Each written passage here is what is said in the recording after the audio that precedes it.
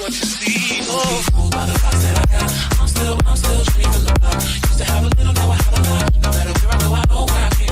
bien, salut tout le monde, c'est Gamehack38, on se retrouve aujourd'hui pour une nouvelle vidéo sur ma chaîne YouTube.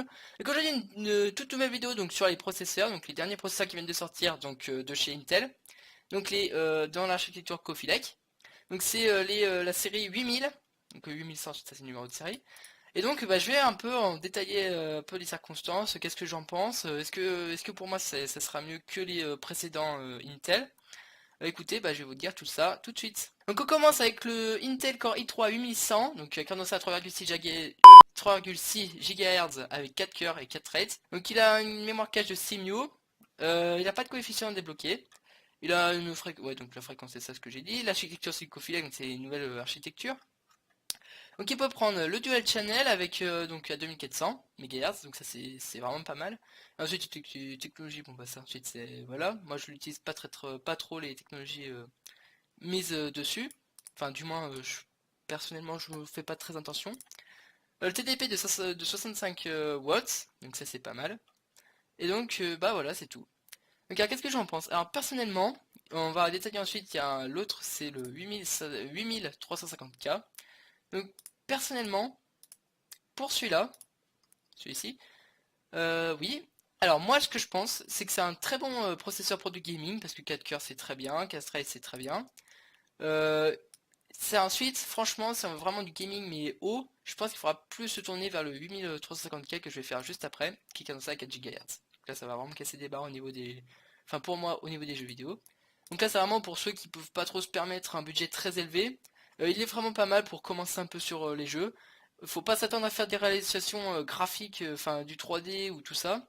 Parce que 4 cœurs je pense que pour moi c'est pas assez, il faut mieux 6 cœurs. Et puis surtout un peu plus de trades. Faut pas faire trop de montage vidéo, mais je pense que pour du gaming déjà ça peut suffire pour ceux qui veulent avoir un CPU mais pas trop cher. Donc ensuite le i3 8000 de 350K, donc c'est le même que l'autre. Donc c'est le Coffee Lake, il est cadencé à 4 GHz, donc c'est mieux pour les jeux vidéo je trouve. Pareil dual channel, donc ça c'est pas mal. Ensuite il fait un petit peu plus à 91 volts, mais bon voilà, après il faut bien alimenter les 4 GHz, enfin les 4 cœurs en 4 GHz. Donc voilà, donc c'est tout pour les i3. Les i3 c'est pour ceux voilà, qui veulent faire du gaming, mais sans vouloir faire de montage ou des trucs comme ça, juste du gaming pur. Donc moi ce que je recommande pour du gaming pur c'est 8350K avec 4 GHz, 4 cœurs. Vous perdrez pas de performance sur les jeux contrairement à ceux qui ont 32 cœurs avec comment il s'appelle? Enfin il y a des processeurs qui ont 32 cœurs, vous allez perdre des performances, je vous recommande vraiment pas. Le mieux c'est 4 cœurs, 4 threads, comme ça vous perdez aucune performance, c'est vraiment du gaming brut. Après faut pas faire du montage ou des réalisations graphiques. Donc, ensuite on va aller avec le i5 8400, donc cadence à 2,8 GHz. Alors là, qu'est-ce qui s'est passé? Pourquoi 2,8 GHz pour un processeur soi-disant dit pour du gaming? Simplement parce qu'en fait c'est la fréquence de base, mais en boost il monte à 4 GHz. Donc ça franchement c'est un peu comme le i3. Donc là le nombre de cœurs est à 6, le nombre de threads est à 6 aussi, la mémoire cache est à 9 μ. Donc c'est du 64 bits, je crois que aussi les autres c'est du... Oui voilà, encore heureux. Ensuite là c'est ensuite à part les technologies je crois que c'est tout pareil, 65 watts, là il fait 5 aussi. Oui, que je dise pas de bêtises mais c'est tout bon. Donc alors, au niveau des i5, alors comme vous avez pu remarquer, en fait je pense que, personnellement, le i5, il est vraiment pas mal pour ceux qui veulent faire débuter un peu du montage mais sans trop forcer, un peu du montage basique. Il est très bon pour les jeux vidéo, enfin montage des jeux vidéo, franchement je le recommande. Donc voilà, c'est à peu près un i3 mais en plus performant. Donc ensuite on a la version K, donc overclockée. Il n'a pas d'anti-rad inclus, donc voilà. Il monte à 4,3 GHz. Voilà, est-ce que c'est vraiment bien? Franchement, je sais pas trop pour 3 GHz, est-ce que ça vaut vraiment le coup? Surtout qu'il coûte 2,72 et là 192, est-ce que oui, 192. Franchement, je pense que ça vaut pas le coup. Après, la fréquence de base est plus élevée, forcément, mais après, si on met un boost tout de suite, voilà quoi. Enfin, je veux dire, moi perso, je mets un boost tout de suite, voilà. Après, il n'y a rien d'autre qui change vraiment. 2666, 2666, voilà. Donc là, c'est un peu plus haut donc, que le i3. Mais franchement, personnellement, moi, si j'avais à choisir, je prendrais le i5 8400 qui est moins cher et je pense qu'il y a des meilleures performances. Enfin, en tout cas, pour commencer un peu tes montages, tout ça. Donc avec 6 cœurs, je pense que déjà on peut faire pas mal de taf. Donc ensuite on passe au i7 8700, donc avec 3,2 GHz. Il a 6 cœurs, 12 de trades et donc il passe à 4,6 en boost. Donc là c'est vraiment pour ceux qui veulent faire, du coup ouais, comme un peu un i7. Alors personnellement, donc alors qu'est-ce que je pense? Bah déjà, il est très bien. C'est plus en fait là, peut-être plus pour du montage vidéo gros et des blenders, les trucs comme ça. Je pense que c'est vraiment mieux pour des lives ou pour des gros trucs en même temps.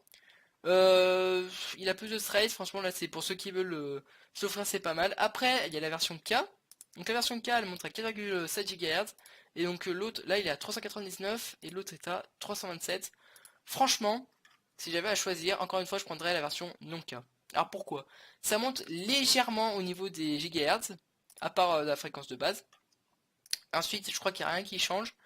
Après c'est toujours minimum en fait. Donc après si vous pouvez vous permettre de prendre un K, vous prenez un K, là ça sera toujours mieux forcément. Mais si vous pouvez pas vous le permettre, prenez un non K. Donc ça c'est vraiment en fait un hexacore. Donc c'est un très très bon un très très bon CPU en fait pour tout ce qui est montage et tout ça. Donc Seeker, hexacore.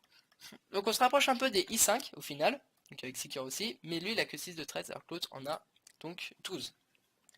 Alors qu'est-ce que je pense de tous ces CPU? Bah déjà la version K, pour ceux qui peuvent pas se le permettre, ça sert presque à rien. Après pour ceux qui peuvent se le permettre, prenez-le, ça sera toujours mieux.